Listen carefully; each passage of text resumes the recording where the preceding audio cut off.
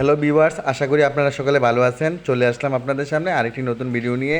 আজ আপনাদের মা দেখাবে ছোট মাছ দিয়ে বেগুন রান্না করে। বেগুনের তরকারি রান্না করার জন্য মা এখানে কতগুলো ছোট মাছ নিয়ে নিয়েছে আর কতগুলো বেগুন নিয়ে নিল।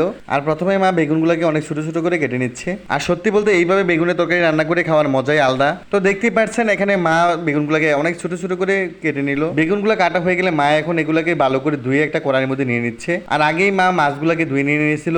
ধোয়া মাছগুলোকে মা এখন বেগুনের উপরে দিয়ে দিচ্ছে। আর এখন বেগুনের তরকারি রান্না করার জন্য মা পেঁয়াজ কেটে নিচ্ছে। মা আজকে এই তরকারিটা রান্না করার জন্য সবগুলা মশলা আগেই দিয়ে দিবে। পেঁয়াজ কুচি দেওয়া হয়ে গেলে মা এখন পরিমাণ মতো লবণ দিয়ে দিল, দিয়ে দিচ্ছে হলুদ গুঁড়া, সাথে দিয়ে দিচ্ছে পরিমাণ মতো মরিচ গুঁড়া। মরিচ গুঁড়া দেওয়া হয়ে গেলে মা এখন খাটার হস দিয়ে দিচ্ছে।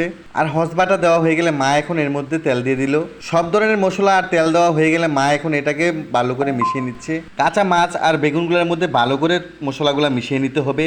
এইভাবে কিছুক্ষণ হাত দিয়ে নাড়িয়ে ছেড়ে নিলে মশলাগুলো ভালো করে মিশিয়ে হয়ে যাবে। আমার মনে হয় এইভাবে মশলা দিয়ে রান্না করাটা আপনাদের কাছে আজকে প্রথম দেখা হবে। তো মশলার সাথে মিশানো হয়ে গেলে মা এখন এর মধ্যে পরিমাণ মতো পানি দিয়ে দিচ্ছে। পানি দেওয়া হয়ে গেলে মা এখন এটাকে চুলার মধ্যে বসিয়ে দিল। কড়াইটা চুলার মধ্যে বসানো হয়ে গেলে মা এখন একটা ঢাকনা দিয়ে এটাকে ঢেকে রাখবে আর জাল দিতে থাকবে। কিছুক্ষণ পর পর মা এটাকে উল্টে পাল্টে নিবে, নিচ দিয়ে লেগে না যায় এজন্য একটু পর পর উল্টে পাল্টে নিতে হবে। এইভাবে 10-15 মিনিট চুলার মধ্যে রেখে দিলে আজকে তরকারিটা হয়ে যাবে। আর প্রথমে আমি বলেছি আজকে সবগুলা মশলা আগেই দিয়ে দেওয়া হয়েছে, যার কারণে আর মশলা দেওয়া হবে না। তো দেখতে দেখতে কিছুক্ষণের মধ্যে আমাদের তরকারিটা হয়ে গেল। এখন তরকারিটা চুলা থেকে উঠিয়ে একটা বাটির মধ্যে নিয়ে নেওয়া হচ্ছে।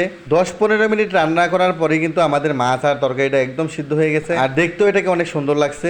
তো আমি এখন আমার খাওয়ার জন্য প্লেটের মধ্যে নিয়ে নিচ্ছি। এইভাবে তরকারি রান্না করার সময় যদি এর মধ্যে টক দেওয়া হয় তাহলে এর স্বাদ আরো বেড়ে যায়। যেহেতু আজকে আমাদের ঘরে জলপাই ছিল না তাই এর মধ্যে টক দেওয়া হয়নি। তো আমি এখন এক লোকমা মুখে নিয়ে নিলাম আর সত্যি আজকের খাবারটা অসাধারণ হয়েছে। আশা করি আপনাদের কাছেও আমার ভিডিওটা ভালো লেগেছে। তো আজ এই পর্যন্ত, আল্লাহ হাফেজ।